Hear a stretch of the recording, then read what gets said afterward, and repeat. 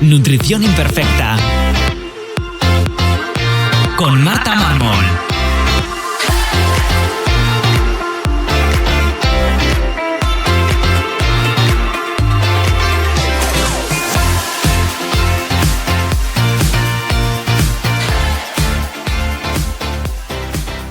Bienvenidos a Nutrición Imperfecta, el podcast de Marta Mármol.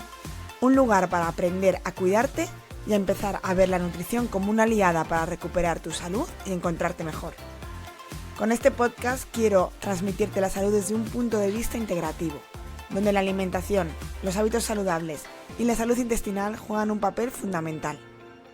Si has notado algún síntoma digestivo y quieres saber por dónde empezar, te recuerdo que puedes descargarte mi ebook gratuito Síntomas digestivos, la gran epidemia en martamarmol.com/ebook. Y si quieres que te acompañe en tu caso particular para mejorar tu salud, puedes reservar tu consulta individual en martamarmol.com. Bienvenidos a Nutrición Imperfecta, yo soy Marta Mármol y el episodio de hoy voy a hablar de Helicobacter pylori. Aunque ya hay un episodio sobre esta bacteria, sobre el Helicobacter, el número 48, en el que hablo de lo que ocurre antes y después de esta infección, me veo casi en la obligación de volver a hacer otro, porque es de los episodios donde más dudas han surgido, es de los vídeos también más vistos en YouTube, de los que tengo colgados, y bueno, pues con más comentarios, con dudas, con gente que me pregunta sobre qué hacer durante el tratamiento, que tienen miedo al antibiótico, que qué hacer después, que se encuentran peor, que luego veremos que es uno de los síntomas más habituales, pues hacer el tratamiento y no encontrarnos del todo bien. Así que bueno, pues eso, voy a hacer otro episodio para intentar solucionar pues dudas, las más frecuentes, incluso seguramente ampliar un poquito aquel episodio, pues que al final ha pasado bastante tiempo y seguramente pues pueda aportar algo nuevo. No me quería escuchar mucho ese episodio para no contaminarme y no volver a repetir lo mismo. Muchas cosas las repetiré porque al final voy a contextualizar para quien no haya escuchado ese episodio sepa de qué estamos hablando. Pero bueno, voy a intentar, como os decía, aportar algo nuevo.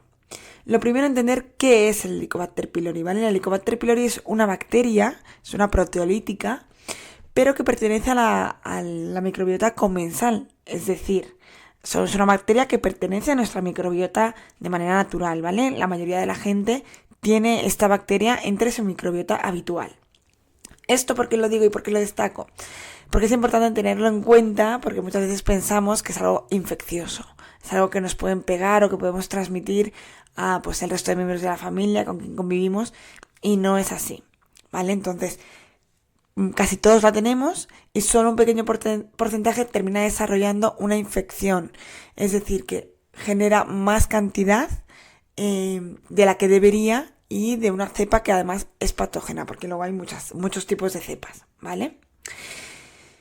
De hecho, antes cada vez que se veía que una persona tenía Helicobacter pylori se trataba, y al revés, ahora cada vez hay más investigaciones que ven que la presencia de esta bacteria, evidentemente cuando no hay infección, puede protegernos de algunas patologías, de algunos cánceres como por ejemplo de colon, o incluso, bueno, pues bajar la inflamación, por lo tanto algunas enfermedades autoinmunes, pero cuando hay infecciones, cuando produce síntomas, cuando molesta y cuando deberíamos hacer algo, deberíamos tratarla, ¿no? Ya veremos cómo tratarla, pero no siempre que la encontremos, tenemos que tratarla con antibioterapia como se hace, ¿vale?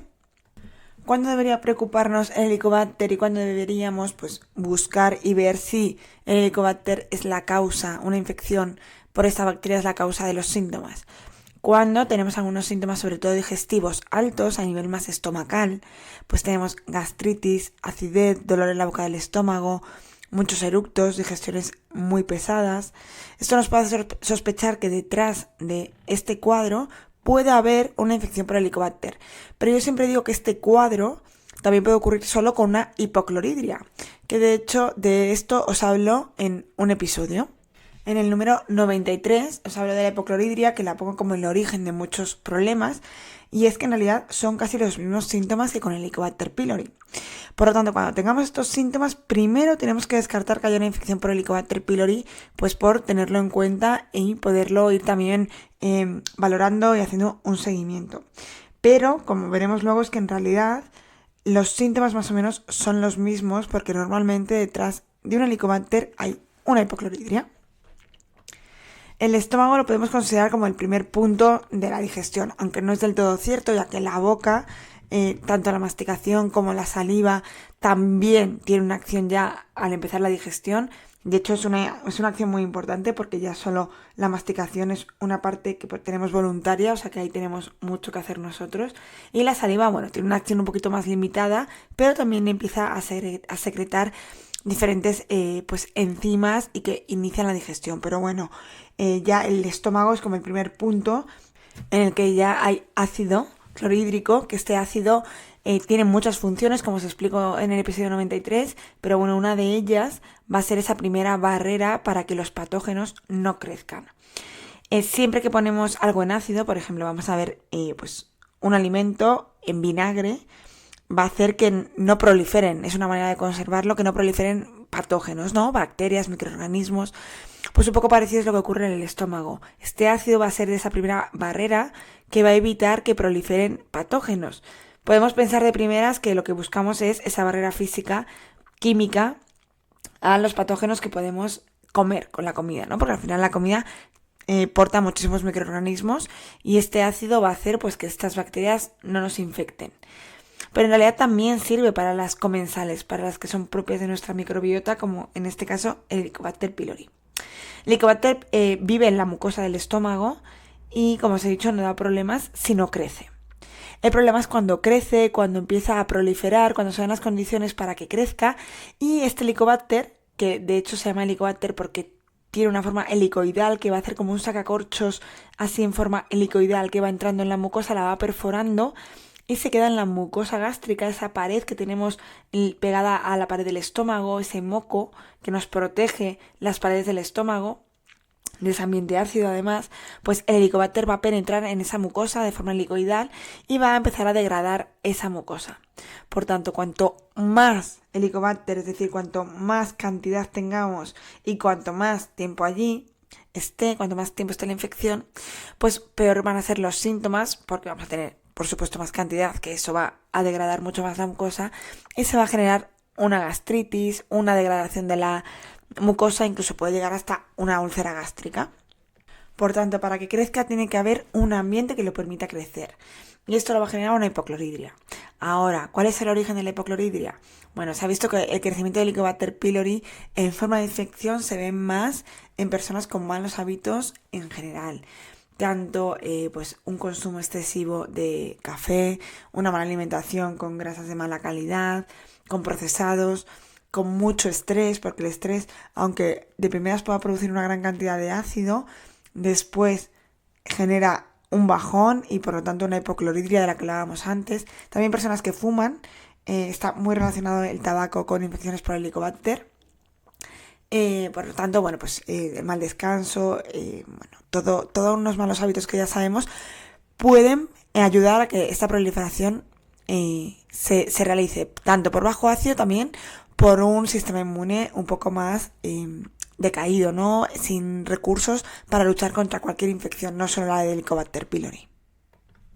Además, esto es un poco la pescadilla que se muerde la cola, porque cuando ya tenemos un poco de Helicobacter pylori que ha crecido, la misión que va a hacer el Helicobacter para poder sobrevivir es alcalinizar el estómago. Como os he dicho, las condiciones adecuadas para que crezcan es cuando hay poco ácido.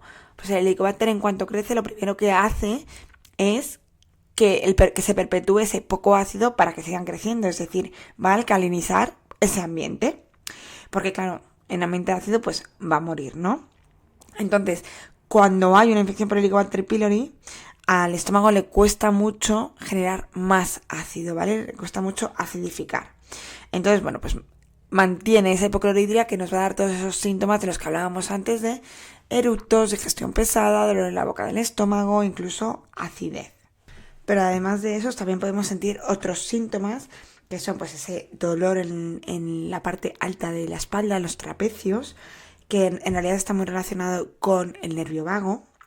También se nos puede hinchar la tripa, hinchar abdominal, sobre todo es un hinchazón muy en la parte del estómago y nada más empezar a comer. Incluso puede generar también pérdida de apetito, pero en realidad que es una consecuencia del dolor que produce al comer. Incluso, bueno, pues también un poco de pérdida de peso por la inflamación intestinal que se genera, la no absorción de algunos nutrientes, ¿vale? Pero, es lo normal en una infección. Y luego respecto a las cacas, que sabéis que yo les doy mucha importancia como para coger y recoger información, que de eso tenéis el episodio número 69 en el que hablamos de cacas, de todo lo que dicen sobre nuestra salud, pues en este caso en una infección por Helicobacter podríamos ver unas cacas más amarillentas, incluso con un poco de olor. No es un olor azufrado como ocurre con el SIBO de sulfuro, sino pues unas cacas con un olor característico.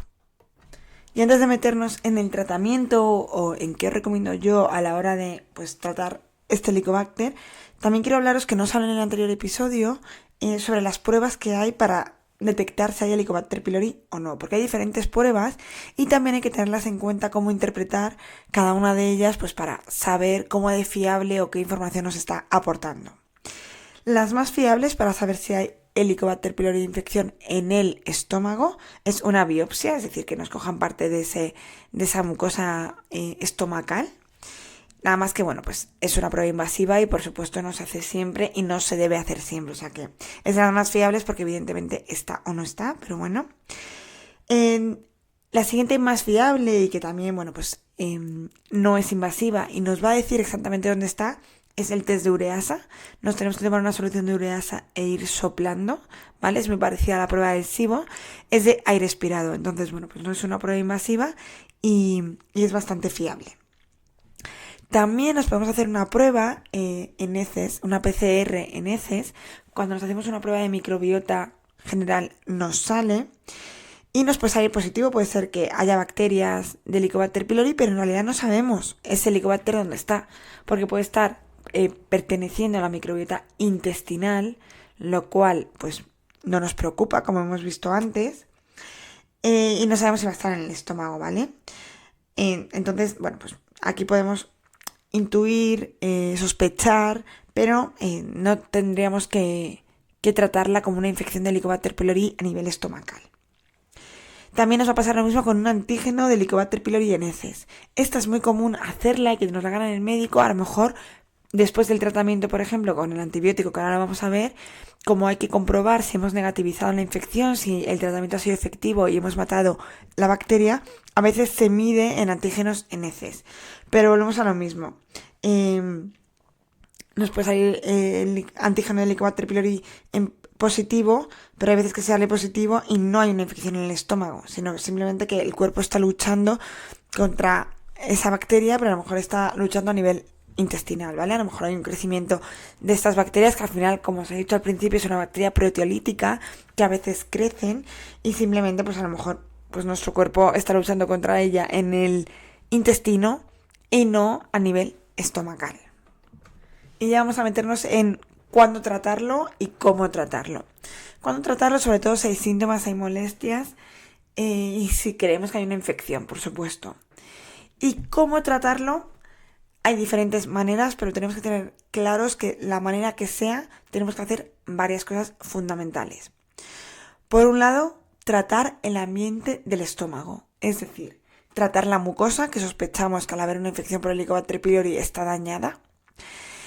También sospechamos de que está dañada esta mucosa porque hay poco ácido, es decir, tratar mucosas tanto para generar esa capa de mucosa como para que se genere ácido, porque al final el ácido se genera en las células parietales que están en la mucosa del estómago.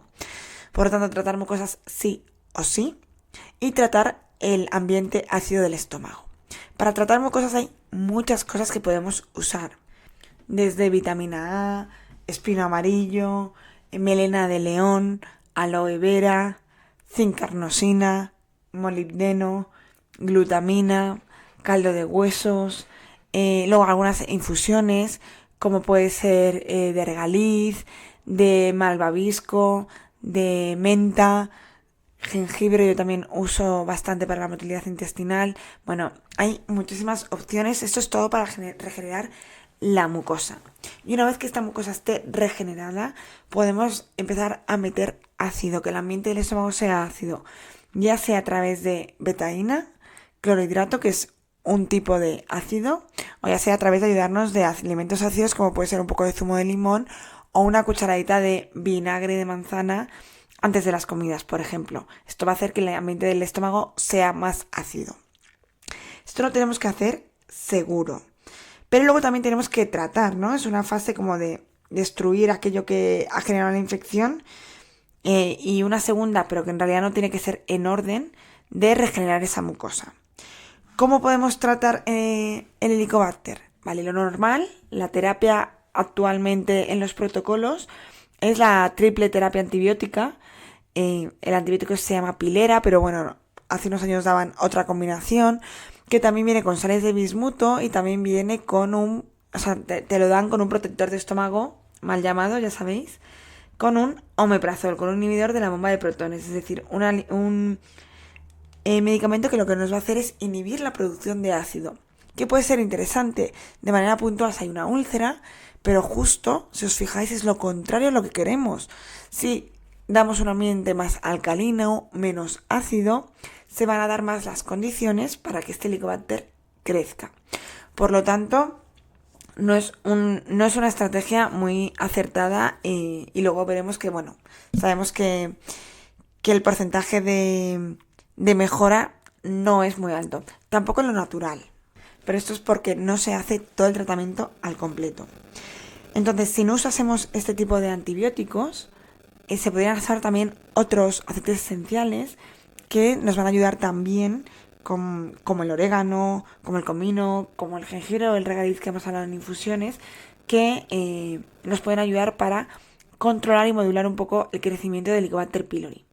Pero además también nos podemos ayudar de algunos probióticos, no solo para restablecer y reforzar nuestra microbiota intestinal, que ese será un siguiente paso, sino algunos probióticos que luchan contra el Helicobacter pylori, como puede ser algún tipo de lactobacillus como el reuteri o el plantarum, luchan contra este Helicobacter, por lo tanto nos pueden ayudar como terapia antibiótica, por así decirlo.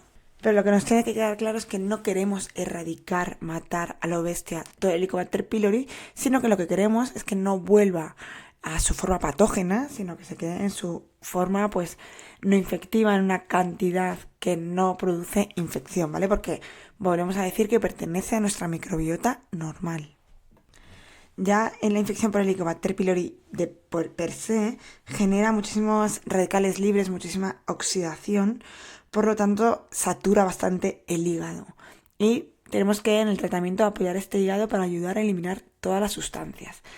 Si encima empezamos a tratarla, empezamos a matarla, también va a ocurrir esto en mayor cantidad.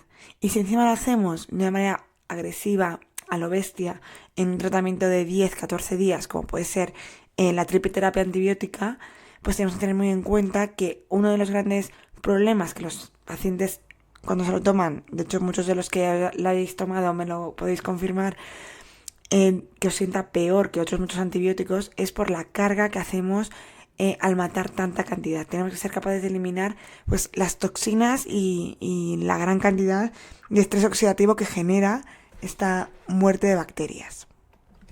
Por tanto, tras el tratamiento, una vez que hemos conseguido erradicarlo, habrá que meter muchos antioxidantes, como puede ser pues vitamina C, vitamina A, zinc, y ayudas al hígado, tanto a la metilación, a la sulfatación, todas las vías de fase 2 del hígado también tendremos que ayudarlas para poderlas eliminar bien. ¿Qué tipo de personas me encuentro yo en consulta? Diferentes tipos. Personas que les han detectado el Helicobacter pylori, que tras el tratamiento antibiótico parece que se encuentran un poquito mejor y al tiempo empiezan a desarrollar problemas digestivos, aunque sean de diferente manera, ya sea un hinchazón, que puede ser por un SIBO, una disbiosis, una cándida, que muchas veces esto es causado, primero, porque tenemos una hipocloridria, que ya sabemos que es el origen de muchísimos problemas digestivos, que no se ha tratado la infección pero en una hipocloridria, y también por el tratamiento tan agresivo de antibióticos, que si no lo acompañamos de un buen probiótico, pues puede generarnos al final una disbiosis a nivel intestinal, y por lo tanto, pues que al tiempo empiezan a notarse los síntomas. Otro tipo de personas que me encuentro es que a mitad del tratamiento lo pasan muy mal, son 10 días y hay gente que ni es capaz de terminar este tratamiento, se encuentran incluso peor que al principio, que esto puede ser por varias cosas. Primero, porque el tratamiento es agresivo, por lo que os decía que al final saturamos el hígado y nos medio intoxicamos de todas las toxinas que no somos capaces de eliminar. Y muchas personas que en realidad sienten que han negativizado, entonces ya en el médico les dicen, pues ya está, solucionado, ¿no? Cerramos caso. Y en realidad, pues seguimos con una gastritis, con una úlcera en algunos casos, con una hipocloridria. Por lo tanto, aparentemente nuestro foco de dolor, parecía que lo teníamos localizado y lo hemos tratado y hemos acabado con él. En cambio, mis síntomas siguen siendo los mismos. Eso es lo más habitual que yo me encuentro. Por eso el anterior episodio que hice sobre el Helicobacter era antes y después. Porque creo que es muy importante tratar cuando tenemos una forma infectiva. Sí que es importante tratarlo.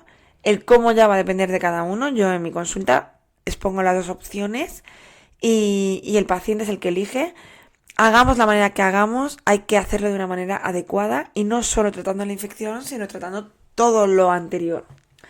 Es, como os decía antes, una de las infecciones que más resistencia tiene, o sea, que más fracaso, no sé si fracaso o resistencia, sí, al tratamiento, porque es complejo, hay que tener en cuenta muchos factores, muchas veces por el estrés, pero no solo el tratamiento antibiótico típico, también el resto.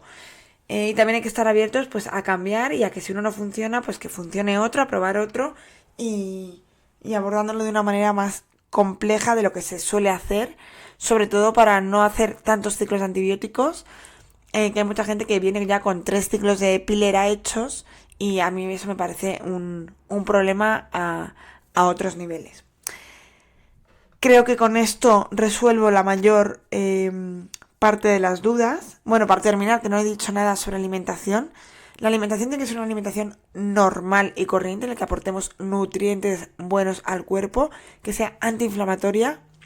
Y sí que es verdad que de forma puntual y momentánea, sobre todo en el momento del tratamiento, retiraremos algunos alimentos que irritan la mucosa gástrica, como puede ser pues el café, el alcohol, por supuesto dejar el tabaco, que no tiene que ver con la alimentación, pero bueno, en hábitos, quitar algunos alimentos que a lo mejor en ese momento puntual pueden irritarnos, como por ejemplo pues los cítricos, el picante, el vinagre, que no quiere decir que sean malos, de hecho en la parte de reacidificar pues nos van a venir muy bien, como os he dicho antes, yo a veces mando vinagre si os gusta, porque a mí no me gusta nada el vinagre, entonces lo mando poco porque empatizo, pero yo siempre os pregunto si os gusta el vinagre y si es así el caso, pues meter vinagre antes de las comidas es perfecto.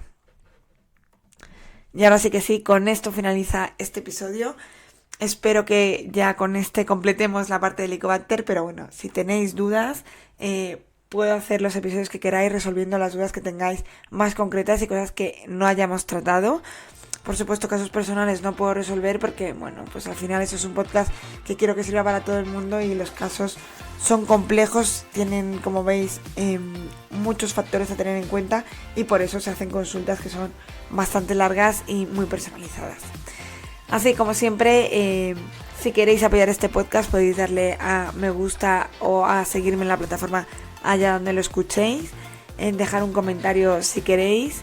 Y sobre todo lo que más me ayuda es que lo podáis compartir con pues alguien que creáis que le pueda resultar útil. Nos escuchamos en el siguiente episodio aquí en Nutrición Imperfecta.